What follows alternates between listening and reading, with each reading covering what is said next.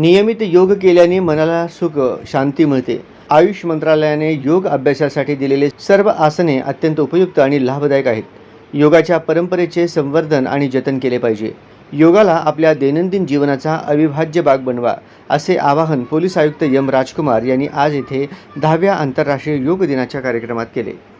सोलापुरातील हरिभाई देवकरण प्रशालेच्या मैदानावर भारत सरकारच्या माहिती आणि प्रसारण मंत्रालयाच्या केंद्रीय संचार ब्युरो, सोलापूर जिल्हा व पोलीस प्रशासन आणि योग्य समन्वय समितीच्या वतीने सामूहिक योगाभ्यास कार्यक्रमाच्या उद्घाटन प्रसंगी पोलीस आयुक्त एम राजकुमार बोलत होते.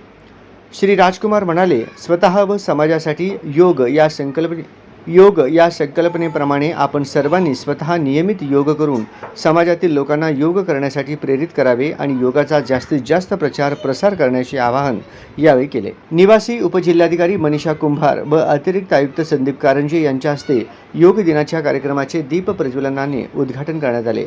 यावेळी त्यांनी आंतरराष्ट्रीय योग दिनाच्या उपस्थितांना शुभेच्छा दिल्या.